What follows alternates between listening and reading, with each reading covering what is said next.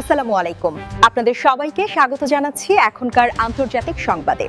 শুরুতেই সংবাদ শিরোনাম। তারেক রহমানই ভরসা। আমার জন্য যে ভালোবাসা দেখিয়েছেন তার জন্য কৃতজ্ঞ তারেক রহমান। 2/3 আসনে বিজয়ী হওয়ায় তারেক রহমানকে মির্জা ফখরুলের ফুলের শুভেচ্ছা।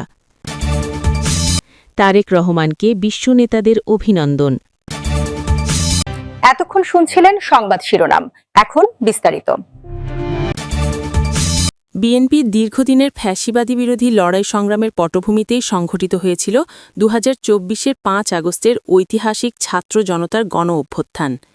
নেপথ্যে থেকেই সেই অভ্যুত্থানের নেতৃত্ব দিয়েছিলেন বিএনপির চেয়ারম্যান তারেক রহমান। ফ্যাসিস্ট হাসিনা যখন রাজপথে হত্যাকাণ্ডে মেতে উঠেছিল, তখন 8000 মাইল দূর থেকে আন্দোলনরত শিক্ষার্থীদের পাশে দাঁড়িয়েছিলেন তিনি। আন্দোলনে গতি প্রকৃতির খোঁজখবর নিতেন ঘণ্টায় ঘণ্টায় এবং দিক নির্দেশনা দিতেন এবং প্রয়োজনীয় সহায়তা করতেন। শুধু অভ্যুত্থানের নেতৃত্বই নয়, অভ্যুত্থান পরবর্তী দেশের ভেঙে পড়া আইনশৃঙ্খলা পরিস্থিতি স্বাভাবিক রাখতে নেতাকর্মীদের পাড়া মহল্লায় পাহারা বসানোর নির্দেশ দিয়েছিলেন। সেই গণ অভ্যুত্থানের পর দেশের মানুষ যে পরিবর্তনের রাজনৈতিক ধারা ও নতুন বাংলাদেশের স্বপ্ন দেখেছিলেন, দেশের মানুষের সামনে সেই পরিবর্তনের বার্তা ও পরিকল্পনাও তুলে ধরেছেন বিএনপির চেয়ারম্যান। আর দীর্ঘ 17 বছর পর গত 25 ডিসেম্বর দেশে ফিরে তিনি কোটি কোটি মানুষের যে ভালোবাসায় সিক্ত হয়েছেন, তাতেই বুঝে গেছে তাকে ঘিরেই নতুন বাংলাদেশের স্বপ্ন দেখছে দেশের মানুষ। তিনিও দেশের মানুষকে হতাশ করেননি। গণসম্বর্ধনা অনুষ্ঠানের মঞ্চে প্রথম ভাষণেই হিংসা, বিদ্বেষ, প্রতিহিংসা, প্রতিশোধের পরিবর্তে ঐক্যের বার্তা, দেশ গঠনে সকলের অংশগ্রহণ ও ভূমিকা, শিশু, কিশোর, তরুণ, যুবক, বৃদ্ধ সকলের জন্য পৃথক ভাবনা। আর সবচেয়ে আকর্ষণীয় ছিল আই হ্যাভ আ প্ল্যান। দেশের মানুষও দেখতে পেয়েছিল নতুন তারেক রহমানকে। সেই থেকেই তিনি দেশের মানুষের আশা ভরসার প্রতীক রূপে আবির্ভূত হয়েছেন। আর 30 ডিসেম্বর সাবেক প্রধানমন্ত্রী বেগম খালেদা জিয়ার মৃত্যুর পর তিনি হয়ে ওঠেন অপ্রতিদ্বন্দ্বী নেতা হিসেবে। শুধু দেশের মানুষই নয়, তার নিজ দল বিএনপির যারা এমপি প্রার্থী হয়েছিলেন, তাদের বেশিরভাগই বিজয়ী হতে তাকিয়েছিলেন তারেক রহমানের দিকে। তিনিও নির্বাচনী প্রচারণা শুরুর পর চষে বেরিয়েছেন সারা দেশে। প্রচারণাকালে সভা সমাবেশে পথে ঘাটে দেখেছেন তার প্রতি সাধারণ মানুষের বাঁধভাঙা উচ্ছ্বাস, ভালোবাসা। তিনিও মানুষের সঙ্গে মিশে গেছেন ভাই বন্ধুর মতো করে। 12 ফেব্রুয়ারি ত্রয়োদশ জাতীয় সংসদ নির্বাচনে বিএনপি যে ভূমিধ্বস বিজয় হয়েছে, তাও তারেক রহমানের ম্যাজিকেই হয়েছে বলে মনে করছেন রাজনৈতিক বিশ্লেষকরা।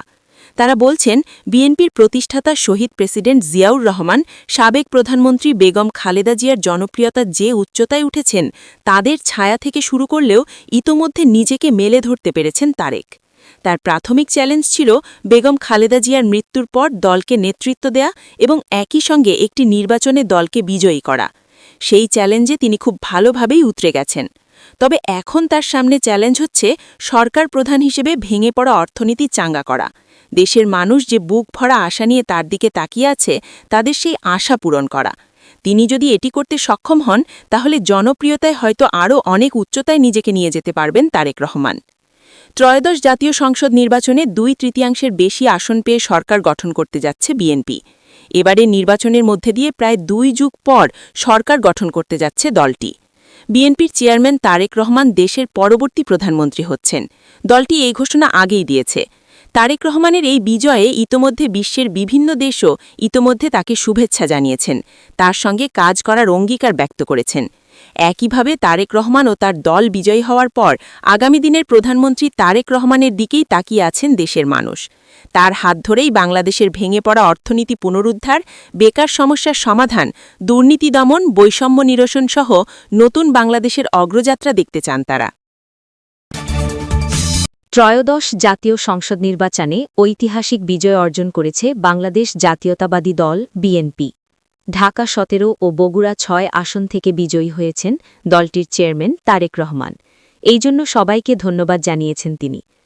শুক্রবার 13 ফেব্রুয়ারি দুপুরে গুলশানে নিজ বাসভবন থেকে জুমার নামাজ আদায়ের উদ্দেশ্যে নেভি হেডকোয়ার্টার মসজিদে যান তারেক রহমান। এ সময় বিএনপি চেয়ারম্যানের বাসভবনের সামনে উৎসুক জনতার ভিড় দেখা যায়। নামাজি যাওয়ার আগে কিছুক্ষণ গাড়ি থামিয়ে উপস্থিত জনতার সঙ্গে কথা বলেন তিনি। নিজেই গাড়ির দরজা খুলে বেরিয়ে কয়েকজনের পরিচয় জানতে চান তারেক রহমান। এ সময় জনতার মধ্য থেকে অনেকেই বলে ওঠেন, আমরা নতুন বাংলাদেশ গড়তে আপনার সঙ্গে থাকতে চাই। জবাবে তাদের ধন্যবাদ জানান বিএনপি চেয়ারম্যান তারেক রহমান। তিনি আরও বলেন, আমার প্রতি আপনারা যে ভালোবাসা দেখিয়েছেন তার জন্য আমি কৃতজ্ঞ। আমার জন্য দোয়া করবেন। ত্রয়োদশ জাতীয় সংসদ নির্বাচনে 2/3 বেশি আসনে বিজয়ী হওয়ায় বাংলাদেশ জাতীয়তাবাদী দলের চেয়ারম্যান তারেক রহমানকে ফুলিল শুভেচ্ছা জানিয়েছেন দলটির মহাসচিব মির্জা ফখরুল ইসলাম আলমগীর। গতকাল শুক্রবার বিকেল 5:30টায় গুলশানে বিএনপি চেয়ারম্যানের রাজনৈতিক কার্যালয়ে এই দুই নেতার মধ্যে শুভেচ্ছা বিনিময় হয়। এ সময় তাদের সঙ্গে স্থায়ী কমিটির সদস্য আমির খসরু মাহমুদ চৌধুরী ও বিএনপি নির্বাচন কমিটির সমন্বয়কারী ইসমাইল জবিউল্লাহ উপস্থিত ছিলেন। মির্জা ফখরুল দলের চেয়ারম্যানের হাতে ফুলের তোড়া তুলে দিয়ে বিজয়ের অভিনন্দন জানান। তার নেতৃত্বের ভূয়সী প্রশংসাও করেন। তারেক রহমানও বিএনপি মহাসচিবকে বিজয়ের অভিনন্দন জানান। এ সময় তারা দুজনে বেশ কিছু সময় সারা দেশে নির্বাচনের ফলাফল বিশ্লেষণ সহ নানা বিষয়ে আলাপ করেন। বিএনপি মহাসচিব মির্জা ফখরুল ইসলাম আলমগীর ঠাকুরগাঁও 1 আসনে নির্বাচন করে বিজয়ী হয়ে আজ ঢাকায় ফিরলেন। ত্রয়োদশ জাতীয় সংসদ নির্বাচনে বিএনপির ভূমিধস জয়ে দলটির চেয়ারম্যান তারেক রহমানকে অভিনন্দন জানিয়েছেন বিভিন্ন দেশের রাষ্ট্রপ্রধানরা। গত বৃহস্পতিবার বাংলাদেশে ত্রয়োদশ জাতীয় সংসদ নির্বাচন অনুষ্ঠিত হয়। নির্বাচন কমিশন ঘোষিত সবশেষ প্রাপ্ত বেসরকারি ফলাফল অনুযায়ী বাংলাদেশ জাতীয়তাবাদী দল নির্বাচনে 2/3 আসন পেয়ে সরকার গঠনের প্রস্তুতি নিচ্ছে বিএনপি। এরই মধ্যে ভারত ও মালয়েশিয়ার প্রধানমন্ত্রী সহ এশিয়ার কয়েকটি দেশের সরকার প্রধান বিএনপি চেয়ারম্যানকে অভিনন্দন জানিয়েছেন। গতকাল শুক্রবার তারেক রহমানকে ফোন করে অভিনন্দন জানিয়েছেন ভারতের প্রধানমন্ত্রী নরেন্দ্র মোদী।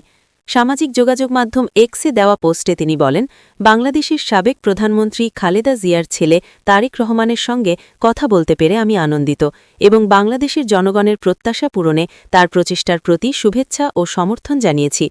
তিনি আরও বলেন, বাংলাদেশের জনগণের আকাঙ্ক্ষা পূরণে তার প্রচেষ্টার প্রতি আমার আন্তরিক শুভেচ্ছা ও সমর্থন জানিয়েছি। বাংলাদেশ ও ভারত দুটি ঘনিষ্ঠ প্রতিবেশী দেশ, যাদের মধ্যে গভীর ঐতিহাসিক ও সাংস্কৃতিক বন্ধন রয়েছে। সেই সম্পর্কের প্রেক্ষাপটে আমি দুই দেশের জনগণের শান্তি, অগ্রগতি ও সমৃদ্ধির প্রতি ভারতের অঙ্গীকার পুনর্ব্যক্ত করছি। বিএনপির বিজয়ে তারেক রহমানকে অভিনন্দন জানিয়েছেন পাকিস্তানের প্রেসিডেন্ট আসিফ আলী জারদারি ও দেশটির প্রধানমন্ত্রী শেহবাজ শরীফ। অভিনন্দন বার্তায় পাকিস্তানের প্রেসিডেন্ট বলেন, পাকিস্তান গণতান্ত্রিক অংশীদারিত্ব এবং পারস্পরিক অগ্রগতির প্রতি দৃঢ় সমর্থন পুনর্ব্যক্ত করে। বিএনপিকে বড় জয়ের দিকে নিয়ে যাওয়ায় তারেক রহমানকে অভিনন্দন জানিয়েছেন পাকিস্তানের প্রধানমন্ত্রী শেহবাজ শরীফও। সফল নির্বাচন আয়োজনের জন্য বাংলাদেশের জনগণকেও অভিনন্দন জানিয়েছেন তিনি। সাধারণ নির্বাচনে নিরঙ্কুশ জয়লাভ করায় বিএনপি ও দলটির চেয়ারম্যান তারেক রহমানকে উষ্ণ অভিনন্দন জানিয়েছেন মালয়েশিয়ার প্রধানমন্ত্রী আনোয়ার ইব্রাহিম। গতকাল শুক্রবার এক বার্তায় তিনি এই বিজয়কে গণতন্ত্রের জয় হিসেবে অভিহিত করেন। মালয়েশিয়ার প্রধানমন্ত্রী বলেন, তারেক রহমান এবং বাংলাদেশ জাতীয়তাবাদী দলকে বিএনপিকে তাদের এই অভাবনীয় নির্বাচনী বিজয়ে আমি আন্তরিকভাবে অভিনন্দন জানাই। এটি প্রকৃত অর্থেই গণতন্ত্রের বিজয়। বাংলাদেশের মানুষ নানা চড়াই ওতরাই ও অসাধারণ সব চ্যালেঞ্জ পার করে ব্যালট বক্সের মাধ্যমে তাদের রায় স্পষ্টভাবে জানিয়ে দিয়েছে। এদিকে সফলভাবে অনুষ্ঠিত জাতীয় সংসদ নির্বাচনের জন্য বাংলাদেশের জনগণকে অভিনন্দন এবং নির্বাচনে এগিয়ে থাকার জন্য বিএনপিকে শুভেচ্ছা জানিয়েছে চীন। শুক্রবার বেলা 11টার দিকে নিজেদের ভেরিফাইড ফেসবুক অ্যাকাউন্ট থেকে এক পোস্টে এই শুভেচ্ছা বার্তা দেয় ঢাকাস্থ চীনা দূতাবাস। এতে বলা হয়, ত্রয়োদশ জাতীয় সংসদ নির্বাচন সফলভাবে সম্পন্ন হওয়ায় বাংলাদেশের জনগণকে চীন অভিনন্দন জানাচ্ছে। একই সঙ্গে তারা বিএনপির নতুন সরকারের সঙ্গে কাজ করারও আগ্রহ প্রকাশ করেছে।